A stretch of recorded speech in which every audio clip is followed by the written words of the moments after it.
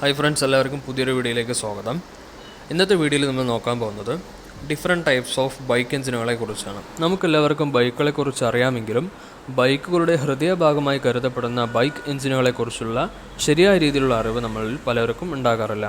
അപ്പോൾ ഈ വീഡിയോയിൽ ഏതെല്ലാം തരത്തിലുള്ള ബൈക്ക് എഞ്ചിനുകളാണ് ഉള്ളതെന്നും ആ ബൈക്ക് എഞ്ചിനുകൾ ഏതെല്ലാം തരത്തിലുള്ള ബൈക്കുകളിലാണ് അവതരിപ്പിക്കുന്നത് എന്നും നമുക്ക് നോക്കാം. അതോടൊപ്പം തന്നെ ഓരോ എഞ്ചിനുകൾ തമ്മിലുള്ള ഡിഫറൻസും അതിൻ്റെ പോസിറ്റീവ് സൈഡും നെഗറ്റീവ് സൈഡും അതുപോലെ ഏതെല്ലാം എഞ്ചിനുകളാണ് കൂടുതൽ പവർഫുൾ ആയിട്ടുള്ളതിനെക്കുറിച്ചും ഈ വീഡിയോയിൽ ഉൾപ്പെടുത്തിയിട്ടുണ്ട്. അപ്പോൾ ഈ വീഡിയോ എല്ലാവരും അവസാനം വരെ കാണുക.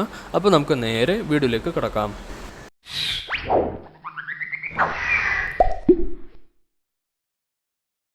നമ്മൾ കോമൺലി യൂസ് ചെയ്യുന്ന ബൈക്ക് എഞ്ചിനുകളെക്കുറിച്ചുള്ള ചർച്ചയാണ് ഈ വീഡിയോയിൽ നമ്മൾ ചെയ്യുന്നത്. അതുകൂടാതെയുള്ള ബൈക്ക് എഞ്ചിനുകളുടെ ഡീറ്റെയിൽസ് ഞാൻ താഴെ ഡിസ്ക്രിപ്ഷൻ ബോക്സിൽ ഇടുന്നതാണ്. ആവശ്യമുള്ളവർ അത് നോക്കിയാൽ മതി. അപ്പോൾ നമുക്ക് ബൈക്ക് എഞ്ചിനുകളെക്കുറിച്ചൊന്ന് പരിചയപ്പെടാം.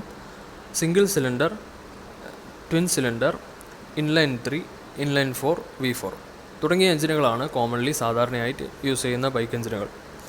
അപ്പോൾ നമുക്ക് ആദ്യമായി കൊണ്ട് സിംഗിൾ സിലിണ്ടർ എഞ്ചിനുകളെക്കുറിച്ച് നമുക്ക് നോക്കാം. സാധാരണയായി നാം കണ്ടുവരാറുള്ള ഒരു എഞ്ചിൻ ടൈപ്പാണ് സിംഗിൾ സിലിണ്ടർ എന്നുള്ളത്. കാരണം നമ്മുടെ നാടുകളിലുള്ള ബൈക്കുകളിലും സ്കൂട്ടറുകളിലുമായിട്ട് ഇത് ധാരാളം ഉപയോഗിക്കുന്നുണ്ട്. അതിനുള്ള റീസൺ എന്താണെന്ന് വെച്ചാൽ മറ്റുള്ള എഞ്ചിനുകളെക്കാൾ കൂടുതലായിട്ട് ഇതിൻ്റെ കോൺഫിഗറേഷൻ കുറവാണ്. അതുമാത്രമല്ല ഇതിൻ്റെ പാർട്സുകൾ മറ്റ് എഞ്ചിനുകളെക്കാളും കുറഞ്ഞ രീതിയിൽ മാത്രമാണ് ഉപയോഗിച്ചിട്ടുള്ളത്. അതുകൊണ്ട് തന്നെ ഇതിൻ്റെ മെയിൻ്റെനൻസും അതുപോലെ ഇതിൻ്റെ റേറ്റും അതായത് ഇതിൻ്റെ നിർമ്മാണ ചെലവെല്ലാം തന്നെ വളരെ കുറവാണ്. അതുപോലെ ഈ എഞ്ചിനുകൾ നമ്മുടെ മഡ് റേസ് ബൈക്കുകളിലായിട്ട് കൂടുതലായിട്ട് ഉപയോഗിക്കുന്നുണ്ട്. അതിനുള്ളൊരു റീസൺ എന്ന് വെച്ചാൽ ഇത് ബോട്ടം ടോർക്ക് വളരെ കൂടുതലായിട്ട് പ്രൊഡ്യൂസ് ചെയ്യാൻ പറ്റുന്ന ഒരു എഞ്ചിൻ ടൈപ്പാണ് ഈ സിംഗിൾ സിലിണ്ടർ. അതുകൊണ്ട് തന്നെ മഡ് റേസ് ബൈക്കുകൾക്കായി അവർ കൂടുതലായും സിംഗിൾ സിലിണ്ടറാണ് കൂടുതലായി ഉപയോഗിച്ച് വരുന്നത്.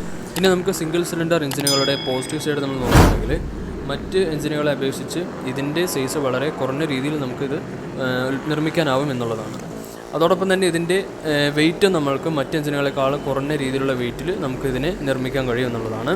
പിന്നെ ഇതിൻ്റെ പ്രൊഡക്ഷൻ കോസ്റ്റ്, അതായത് ഇതിൻ്റെ എക്സ്പെൻസീവ് എന്നുള്ളത് മറ്റ് എഞ്ചിനുകളെക്കാളും വളരെ കുറഞ്ഞ രീതിയിൽ ഉൽപ്പാദിപ്പിക്കാം എന്നുള്ളതും ഇതിൻ്റെ പോസിറ്റീവ് സൈഡാണ്. പിന്നെ വേറൊരു പോസിറ്റീവ് സൈഡ് പറയാനുള്ളത്, അതായത് ഇതിൻ്റെ ബോട്ടം ടോർക്ക് വളരെ കൂടുതലാണ്. ഇതിൻ്റെ ബോട്ടം ടോർക്ക് മറ്റ് എഞ്ചിനുകളെക്കാൾ അപേക്ഷിച്ച് വളരെ കൂടുതലാണ്. ഇനി ഇതിൻ്റെ നമ്മൾ നെഗറ്റീവ് സൈഡ് നമ്മൾ നോക്കുകയാണെങ്കിൽ പ്രധാനമായും പറയാനുള്ള ഒരു നെഗറ്റീവ് സൈഡ് എന്ന് പറയുന്നത് ഇതിൻ്റെ വൈബ്രേഷൻ മറ്റ് എഞ്ചിനുകളെക്കാൾ കൂടുതലായും ഈ എഞ്ചിൻ വൈബ്രേഷൻ കൂടുതലായി പ്രൊഡ്യൂസ് ചെയ്യും എന്നുള്ളതാണ്. അതോടൊപ്പം തന്നെ മറ്റ് എഞ്ചിനുകളെക്കാളും ഇതിൻ്റെ പവർ ഔട്ട്പുട്ടിന് ഒരു ലിമിറ്റേഷൻ ഉണ്ടെന്നുള്ളത്. മറ്റ് എഞ്ചിനുകളിൽ ഇതിനേക്കാളും കൂടുതലായും പവർ ഔട്ട്പുട്ടും അതുപോലെ ടോർക്കും ഉൽപ്പാദിപ്പിക്കാൻ കഴിയും എന്നുള്ളത് ഈ എഞ്ചിൻ്റെ ഒരു നെഗറ്റീവ് സൈഡാണ്. അപ്പോൾ നമുക്ക് അടുത്തതായി കൊണ്ട് ട്വിൻ സിലിണ്ടർ എഞ്ചിനുകളെ കുറിച്ച് നമുക്ക് നോക്കാം. ട്വിൻ സിലിണ്ടർ എഞ്ചിനുകൾ പല രീതിയിലും പല കോലത്തിലുണ്ട്. അതായത് അതിൻ്റെ ആകൃതി മാറുന്നതോടുകൂടി അതിൻ്റെ പേരും അതിൻ്റെ സ്വഭാവവും അതിൻ്റെ പെർഫോമൻസ് എല്ലാം മാറും. അത് ട്വിൻ സിലിണ്ടർ എഞ്ചിനുകൾ പാരലൽ ട്വിൻ ഉണ്ട്, അതുപോലെ V ട്വിൻ ഉണ്ട്, ഫ്ലാറ്റ് ട്വിൻ ഉണ്ട്, L ട്വിൻ ഉണ്ട് തുടങ്ങിയ ധാരാളം രീതികളുണ്ട്. അപ്പോൾ നിങ്ങൾക്ക് അത് അറിയാൻ താല്പര്യം ഉണ്ടെന്നുണ്ടെങ്കിൽ അതിൻ്റെ സെപ്പറേറ്റ് ആയിട്ട് ഒരു വീഡിയോ ചെയ്യാം. അത് നിങ്ങൾ ആവശ്യമുള്ളവർ കമൻറ്റ് ബോക്സിൽ കമൻറ്റ് ചെയ്താൽ മതി.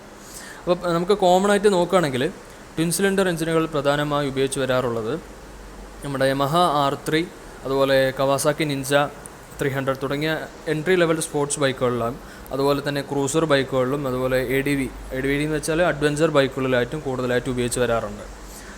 അപ്പോൾ ഇതിൻ്റെ പ്രധാനമായിട്ട് ഉപയോഗിക്കുന്നത് കൊണ്ടുള്ള ഉദ്ദേശം ഇത് നമ്മുടെ സിംഗിൾ സിലിണ്ടർ ബൈക്കുകളെക്കാളും കുറച്ചുകൂടി അഡ്വാൻസ്ഡായിട്ട് നമുക്ക് പവർ ഉൽപ്പാദിപ്പിക്കുമെന്നുള്ളതും ഇതിൻ്റെ പോസിറ്റീവ് സൈഡാണ്.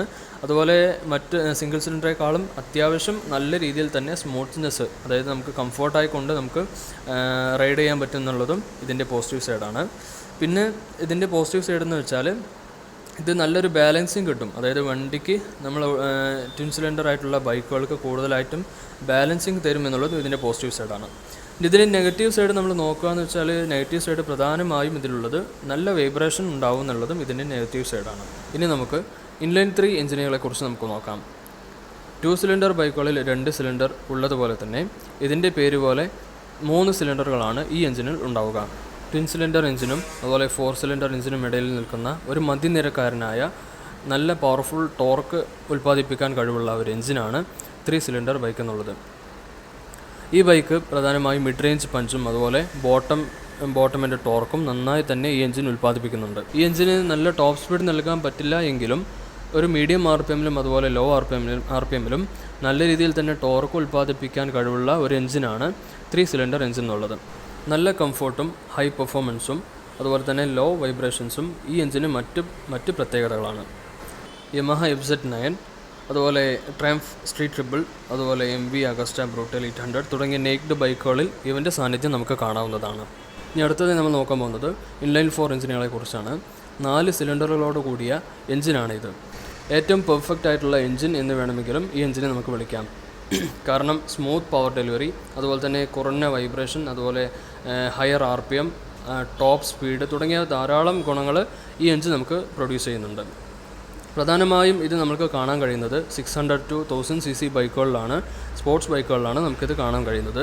അതിന് ഉദാഹരണങ്ങളായിക്കൊണ്ട് സുസുക്കി ജിക്സർ 750, അതുപോലെ കവാസാക്കി Z900, ബെനലി 600i, അതുപോലെ ഹോണ്ട CB 650F തുടങ്ങിയ ധാരാളം ബൈക്കുകളിൽ ഈ എഞ്ചിൻ കൂടുതലായി ഉപയോഗിച്ച് വരുന്നുണ്ട്. അതുപോലെ MotoGP റേസിങ്ങിനായിട്ടുള്ള ബൈക്കുകളിലും 1000 cc ബൈക്കുകൾ CBR 1000RR തുടങ്ങിയ ബൈക്കുകളിലെല്ലാം തന്നെ കൂടുതലായും ഇൻലൈൻ 4 എഞ്ചിനുകളാണ് ഉപയോഗിച്ച് വരുന്നത്. കാരണം അതിൻ്റെ സ്മൂത്ത് പവർ ഡെലിവറിയും ഹയർ RPM, ഹയർ പവർ തുടങ്ങിയ എല്ലാം തന്നെ ഈ എഞ്ചിൻ കൂടുതലായി ഉപയോഗിച്ച് വരുന്നതിന് കാരണമാകുന്നു.